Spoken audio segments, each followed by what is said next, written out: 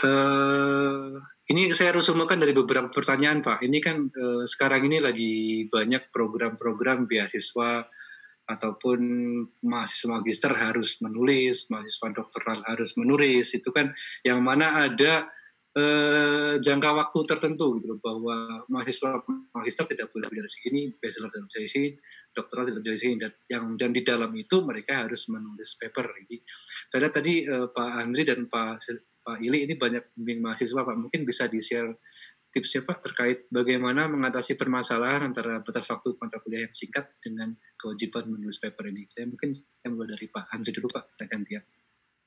Baik, terima kasih Pak David. Ini pertanyaannya juga bagus ya. Kebetulan saya pernah punya pengalaman ditugaskan oleh Pak Elik ya, Kaprodi S2 S3 di Teknik Geofisika waktu Pak Elik dekan. Nah, di prodi kami di Teknik Geofisika di FTTM ya, ketika seseorang daftar gitu ya masuk ke S2 di tempat kami, biasanya mulai dari semester 1 itu harus sudah menyiapkan proposal. Ya, jadi ada salah satu mata kuliah namanya metodologi penelitian. Itu dosennya ada Pak Profesor Satya Bijaksana yang minggu depan jadi pembicara. Juga ada Pak Profesor Joko Santoso ya. Itu mewajibkan kalau ingin lulus mata kuliah di semester 1 itu harus punya proposal. Dan artinya sudah ada pembimbing. Artinya risetnya paling tidak studi literatur udah mulai dan datanya udah ada gambaran. Ya, jadi ketika masuk S2 semester 2 itu udah mulai pemrosesan. Kemudian udah ada hasilnya. Masuk semester 3 udah mulai ditulis gitu ya. Semester 3 akhir udah bisa submit gitu ya. Dan menunggu sampai ke lulusan itu saya kira bisa ya untuk S2 karena singkat kan kuliahnya 3 sampai 4 semester. Kalau untuk S3 saya kira nggak ada batas waktu singkat kuliah. S3 saya kira cukup waktunya. Ya, yang ada mungkin bagaimana kita melawan rasa malas, itu aja sih sebetulnya.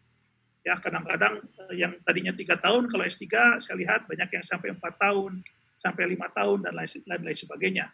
Artinya manajemen waktu itu penting sekali, ya, diatur, itu aja. Terima kasih. Baik, terima kasih Pak Andri, Bapak Ibu yang masih student, mudah-mudahan bisa semangat lagi dalam menulis paper ini. Berikutnya Pak Ili, monggo Pak, kalau ada yang ditambahkan terkait pertanyaan ini Pak. Ya, baik.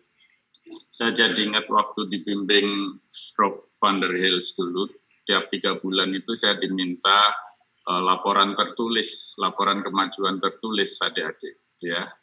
Jadi saya lihat teman-teman kalau menulis disertasi itu sampai 6 bulan, 1 tahun gitu ya. Waktu saya dulu rasanya 3 bulan juga sudah selesai. Karena sebenarnya sudah dicicil dari awal, kata Pak Andre tadi, dicicil. Dan sepanjang perjalanan itu bisa menulis paper yang di Science tadi baru tahun kedua itu, waktu S3 dulu bisa terbit, yang di major tahun ketiga.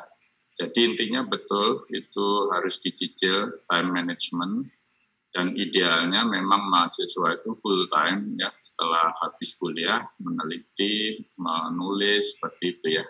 Nah kalau sebagai part time nggak full sebagai student itu tantangan tersendiri, harus fokus, harus konsentrasi seperti tips yang saya sampaikan tadi ya. Terima kasih. Baik, mungkin saya sedikit menambahkan sedikit gitu, karena memang saya belum lama lepas dari status student gitu ya, baru menjadi dosen baru sekitar 3 mau jalan ke 4 tahun, jadi memang kita sangat penting untuk memiliki pembimbing yang bisa menentukan sebenarnya tulisan kita ini sudah bisa ditulis atau belum. Ini kan guideline dari pembimbing itu mungkin di situ sangat penting gitu. Jadi kita menulis, terus kemudian apa saja yang harus ditulis dan lain-lain itu kalau kita bisa dapat guideline itu, insight-insight yang sebenarnya singkat itu mungkin menulis jadi bisa lebih cepat lagi, lebih efektif gitu dalam tulisan. Mungkin itu sudut pandang saya sebagai orang yang belum terlalu lama lepas dari student begitu Pak.